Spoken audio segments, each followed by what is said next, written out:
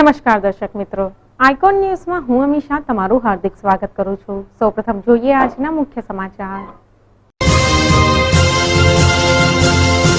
આસોદર ગામના ગુમ થયેલ બે વ્યક્તિઓની હત્યા કેસના બાકી રહેલ આરોપીઓ પોલીસની ગિરફ્તમાં। કરમસદ મેડિકલમાં ઝેરી નિમોનિયાથી પીડાતા બાળકને સરકાર તરફથી આર્થિક સહાય। ઉમરેઠ ખડાયતા મિત્ર મંડળ દ્વારા સમાજના વિદ્યાર્થીઓ માટે યોજાયો ઇનામ વિતરણ કાર્યક્રમ।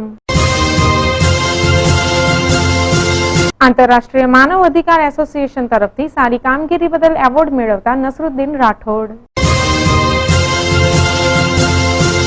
આણંદ ડીએન હાઈસ્કૂલ ખાતે નવા વિશ્વ વિક્રમ સર્જતી મહેંદી સ્પર્ધા।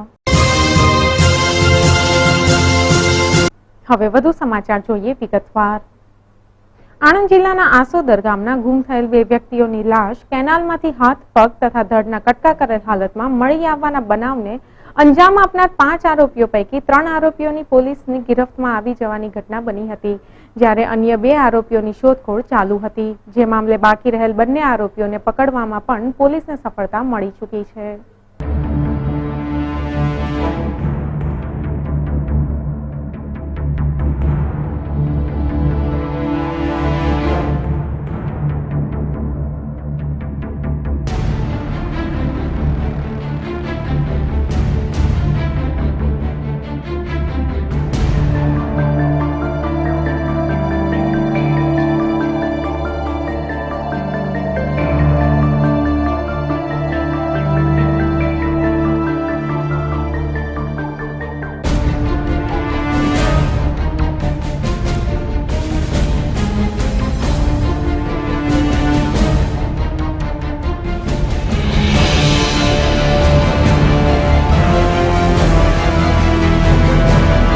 સમગ્ર બનાવની પ્રાપ્ત વિગતો અનુસાર આણંદ નજીક આવેલ આસોદર ગામમાં રહેતા ભાઈલાલભાઈ મોતીભાઈ પડિયાર ઉંમર વર્ષ 55 તથા તેમના સાડુભાઈ રમેશજી રૂપસિંહ ઝાલા ઉંમર વર્ષ 52, જે બંને તારીખ 16 જુલાઈ 2015 ના રોજ ગોરા ગામ જવા ઘરેથી નીકળ્યા બાદ ગુમ થઈ ગયા હતા, જેઓની ઘરના સભ્યો દ્વારા તપાસ કરાતા ગોરા ગામ નજીકથી પસાર થતી શેરડી નદીના કિનારે એક હાથ, પગ અને ધડ કપાયેલ હાલતમાં રમેશભાઈની લાશ મળી આવી હતી।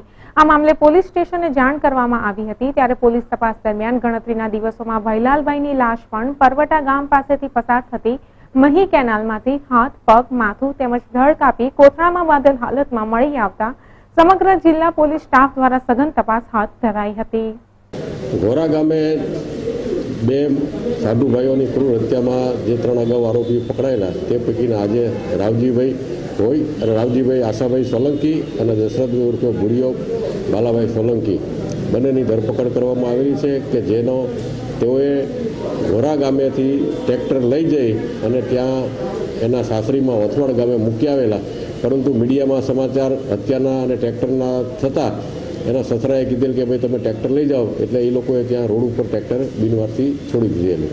આ બંને હત્યાના પગલે ચાલી રહેલ તપાસ અંતર્ગત 5 આરોપીઓ હોવાનો ભેદ ખુલવા પામ્યો હતો, જે પૈકી મુખ્ય સૂત્રધાર એવા ઉમરેઠ તાલુકાના થામડા વાંટાના રહેવાસી બળવંત ઉર્ફે બળિયો ગોહિલની સૌપ્રથમ ધરપકડ કરતા બાકીના 2 આરોપીઓ પણ ઝડપાઈ ગયા હતા તથા અન્ય 2 આરોપીઓની શોધખોળ ચાલુ હતી, જે બંને આરોપીઓને પણ ઝડપી પાડવામાં પોલીસને સફળતા મળી ચૂકી છે।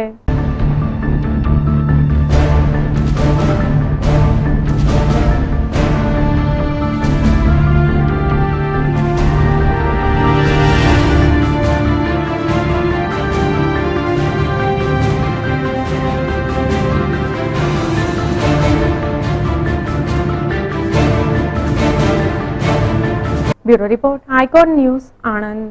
કરમસદ સ્થિત ઝેરી નિમોનિયાથી પીડાતા એક બાળકના પરિવારને દવા કરાવવાનો આર્થિક ખર્ચ ન પરવડતો હોવાથી કરમસદ મેડિકલ દ્વારા દાતાશ્રીઓને અરજ કરવામાં આવી હતી અને આજે આ બાળક અદ્યતન સારવાર હેઠળ છે।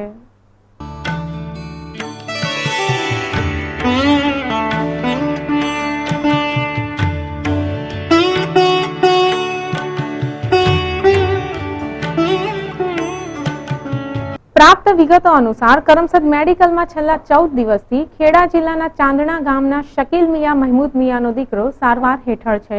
આ દીકરાને 15 દિવસો પહેલા બીમાર થતા નડિયાદ ખાનગી હોસ્પિટલમાં સારવાર માટે દાખલ કરાયો હતો, પરંતુ આ બાળકની ગંભીર પરિસ્થિતિ જોઈ તેને ત્યાંથી કરમસદ મેડિકલ ખસેડવામાં આવ્યો હતો, જ્યાં તેને ઝેરી નિમોનિયા હોવાનું જાણ થતાં પિતાના માથે આફ ફાટ્યું હતું.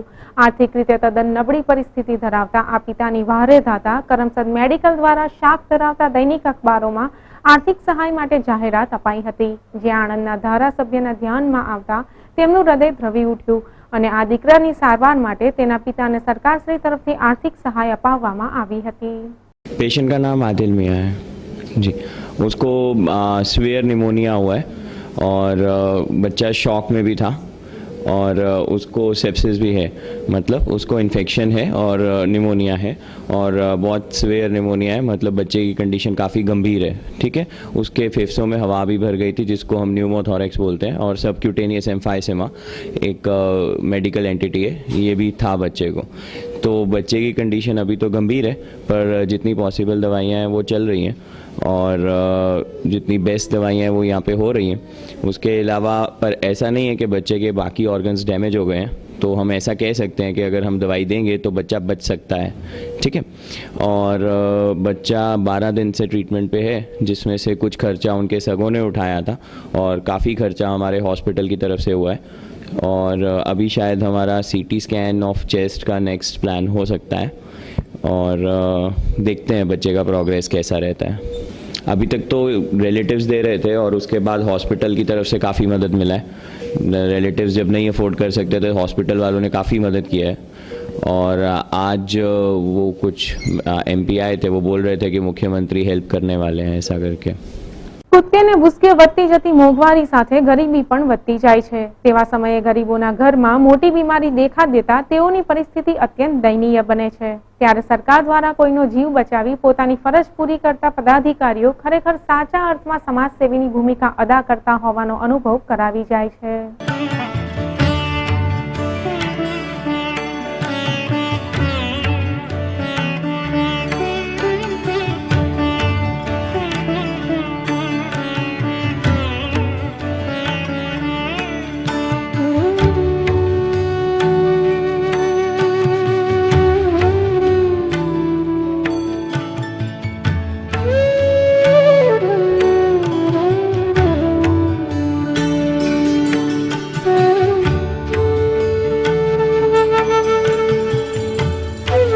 Bureau report icon news Karamsad. Anand સ્થિત લાયન્સ હોલ ખાતે ઉમરેઠ ખડાયતા મિત્ર મંડળ દ્વારા સમાજના વિદ્યાર્થીઓ માટે ખાસ ઇનામ વિતરણ કાર્યક્રમનું આયોજન કરવામાં આવ્યું હતું.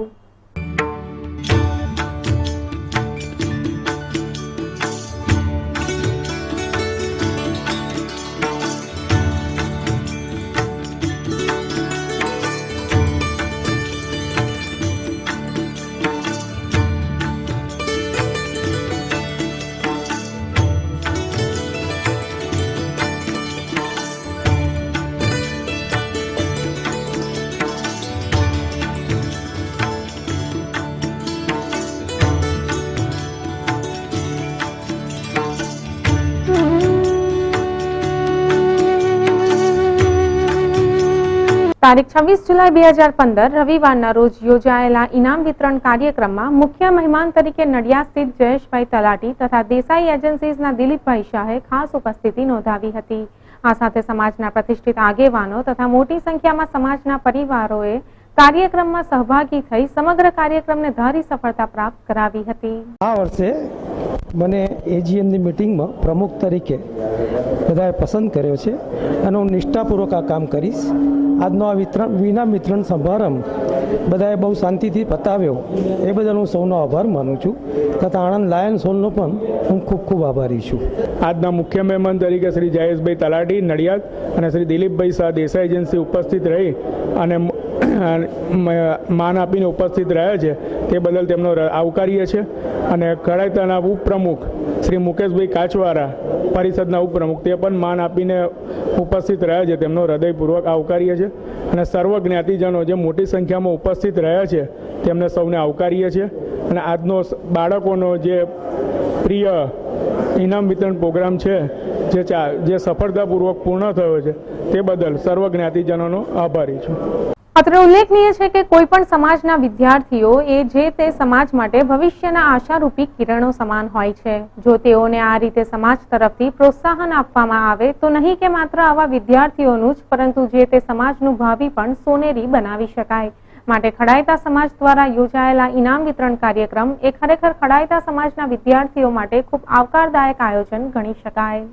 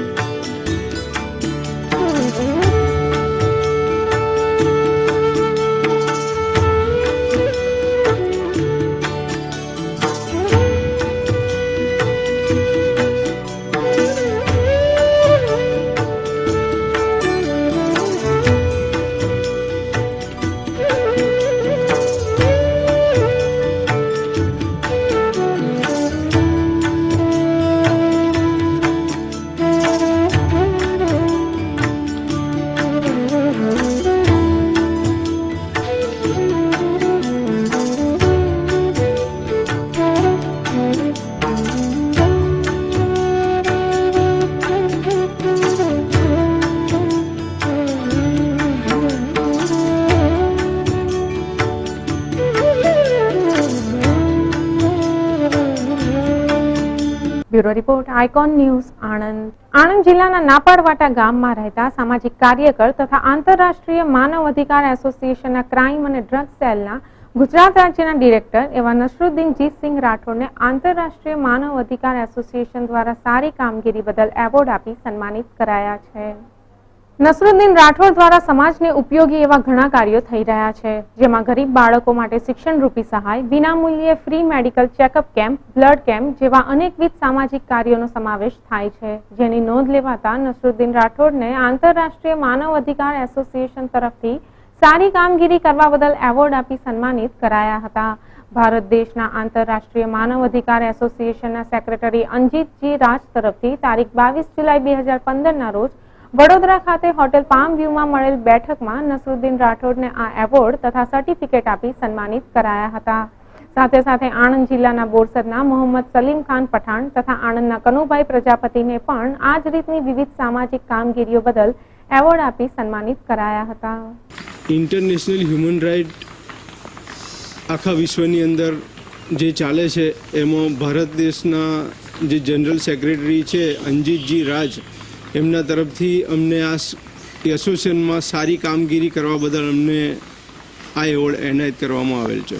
અમારી સાથે આણંદ જિલ્લાના અમારા સાથી મિત્ર બોરસદના શ્રી સલીમભાઈ પઠાણ, આણંદના કનુભાઈ પ્રજાપતિ, નડિયાદના શ્રી ગિરીશભાઈ ભાનુશાળી, બરોડા જિલ્લાના શ્રી જયેશભાઈ પટેલ, અશોકભાઈ રોડિયાને પણ આ એવોર્ડ આપી સન્માનિત કરવામાં આવેલા છે. અત્રે ઉલ્લેખનીય છે કે આંતરરાષ્ટ્રીય માનવ અધિકાર એસોસિએશન એ વિશ્વભરમાં નેટવર્ક ધરાવતી સંસ્થા છે, જેના ચીફ જસ્ટિસ ભગવતી સાહેબના સાનિધ્યમાં દેશ વિદેશના મનુષ્યોને થતા અન્યાય, શોષણ, અત્યાચાર, ભૂકંપ કે અન્ય કોઈ પ્રકારની આકસ્મિક આફતોની સામે નાત જાતના તથા ધર્મના ભેદભાવ રાખ્યા વગર મદદ કરવામાં આવે છે, જે સંસ્થા ભારત સરકારના નેજા હેઠળ ભારતમાં કાર્યરત છે. આ પ્રસંગે આંતરરાષ્ટ્રીય માનવ અધિકારના સેક્રેટરી અંજીતજી રાજ, વિરેન્દ્ર પ્રજાપત, જયેશભાઈ પટેલ, અશોકભાઈ રોડિયા, ગિરીશભાઈ ભાનુશાળી ખાસ ઉપસ્થિત રહ્યા હતા તથા એસોસિએશનના હોદ્દેદારોની બહોળી ઉપસ્થિતિમાં સમગ્ર કાર્યક્રમ યોજાયો હતો. Bureau report icon news Anand. Anand સ્થિત ચરોતર એજ્યુકેશન સોસાયટી શતકોત્સવ ઉજવણીના ભાગરૂપે ગૌરી વ્રત નિમિત્તે આ વર્ષે આણંદ ડીએન હાઈસ્કૂલ ખાતે ભવ્ય મહેંદી સ્પર્ધાનું આયોજન કરવામાં આવ્યું, જેમાં એક સાથે 1200 જેટલી વિદ્યાર્થીનીઓએ મહેંદી મૂકી હતી, તો સામે પક્ષે 1200 બાળાઓ પોતાના હાથમાં મહેંદી મુકાવી આ સ્પર્ધાની ભાગીદારી બની હતી અને નવો વર્લ્ડ રેકોર્ડ સર્જવાની દિશા તરફ પ્રયાણ કર્યું હતું.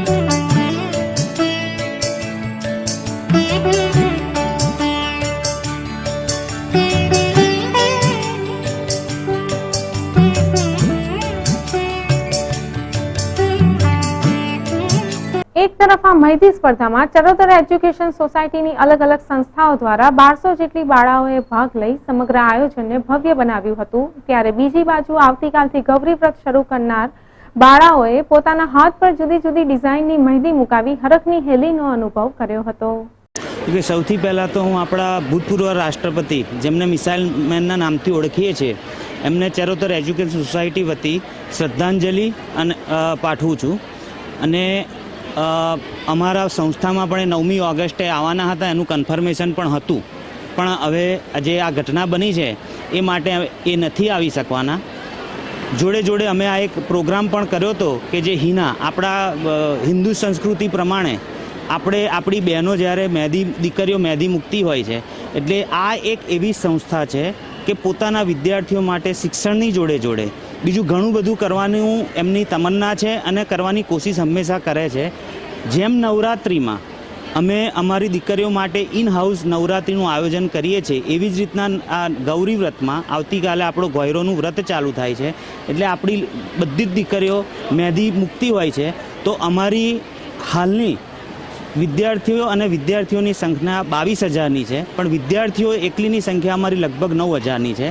આવડી મોટી સંખ્યાને ધ્યાનમાં લેતા અમે એવું વિચાર્યું કે ભાઈ અમારી પોતાની જ વિદ્યાર્થીનીઓ બીજી વિદ્યાર્થીઓને મહેંદી મૂકે, અને એ માટે અમે એક આ મહેંદીનું એક આયોજન કર્યું છે. અને સામૂહિક મહેંદીનું આ આયોજન અમને જે રજિસ્ટ્રેશન થયું વિદ્યાર્થીઓનું એ જોતાં અમને એવું લાગ્યું કે ભાઈ આ ઘણી મોટી સંખ્યા છે, એટલે અમે જૂના વિશ્વ રેકોર્ડને તપાસ્યું તો અમને એવું જાણવા મળ્યું કે 521 વિદ્યાર્થીનીઓ કે દીકરીઓએ કે બહેનોએ એક સાથે મહેંદી મૂકી હોય એવો ઘટના આપણા સુરતમાં લગભગ થઈ હતી થોડા વર્ષો પહેલાં.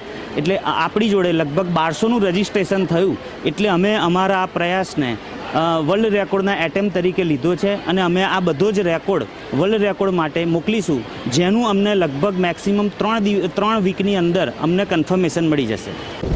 આ જે ચરોતર એજ્યુકેશન ટ્રસ્ટે જે કંઈ મહેંદીનું કોમ્પિટિશન તો નથી પણ એક સાથે આટલા બધાને બોલાયા છે અને આયોજન કર્યું છે, તો મેં જોયું છે કે જે કંઈ પાર્ટિસિપેટ કર્યા છે એ લોકો લગભગ 1000 ઉપર છે, અને એમનું આયોજન સક્સેસ છે. અને આ જે એમણે આયોજન કરેલું છે એ પણ બહુ સરસ રીતે છે અને ટાઈમમાં છે, અને એમનું જે કંઈ આગળની કાર્યવાહી છે, જે જજમેન્ટ છે ને એ બધા મેં જોયા છે ને સારી રીતે થયું છે, અને એનું પછી અમે આગળ રિપોર્ટિંગ કરી દઈશું સરકારમાં. નોંધાયેલ વિગતો અનુસાર આજ સુધી એક સાથે 521 જણે મહેંદી સ્પર્ધામાં ભાગ લીધો હોવાનો વર્લ્ડ રેકોર્ડ પ્રસ્થાપિત છે, જે સુરતની એક સંસ્થા દ્વારા નોંધાવાયો હતો.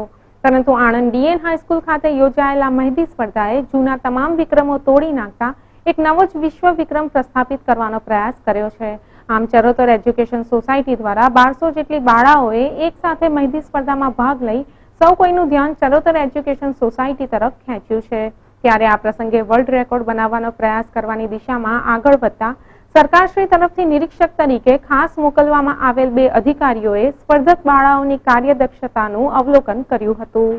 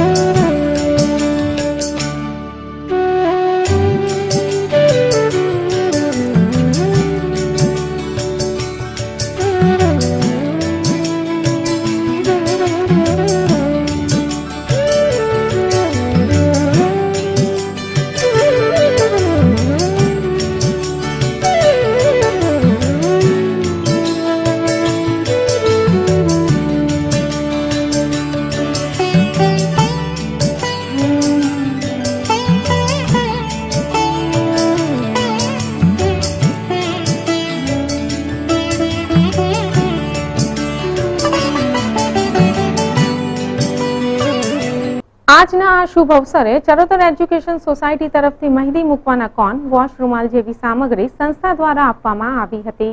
આ હરીફાઈ ફક્ત 10 મિનિટની રાખવામાં આવી હતી, જેમાં તમામ હરીફોએ સમયને ધ્યાનમાં રાખી એક નવો વિક્રમ સર્જવાનો હતો. આજે જે પાર્ટિસિપેટ કર્યું એને મને બહુ આનંદ છે, મને બહુ ગર્વ છે અને મારી જે ચરોતર એજ્યુકેશન સોસાયટી છે એના 100 વર્ષ પૂરા થાય છે એના પ્રત્યે મને બહુ આનંદ છે અને આ સોસાયટી પણ મને બહુ ગમે છે અને જે ભવિષ્યમાં આવનારી પેઢીને પણ હું કહેવા માગું છું કે આ જે મહેંદી કોમ્પિટિશન છે એમાં પાર્ટ લે, ખૂબ મજા આવે અને મારું નામ વર્લ્ડ રેકોર્ડમાં નાનું પણ નાનું આવે એ મને ખૂબ જ આનંદ છે. એટલે અમારી સંસ્થાએ જે આટલું મોટું આયોજન કર્યું, 1200 જણે મહેંદી મૂકી અને 1200 જણે મુકાઈ, એટલે વર્લ્ડમાં આવું પહેલી વાર થયું છે, એટલે ખૂબ આનંદનો અનુભવ થાય છે અને એમાં મેં પણ પાર્ટિસિપેટ કર્યું એટલે એનો મને વધારે આનંદ છે.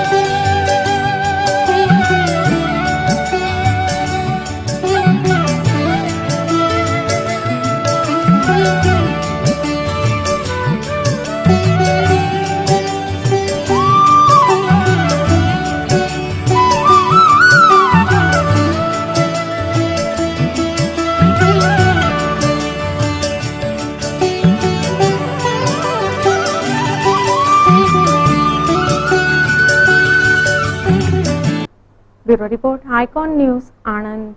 તો દર્શક મિત્રો, આજના સમાચાર અહીં સમાપ્ત કરીએ. આવતીકાલે ફરી મળીશું આ સમયે આ ચેનલ પર. ત્યાં સુધી રજા આપશો. નમસ્કાર.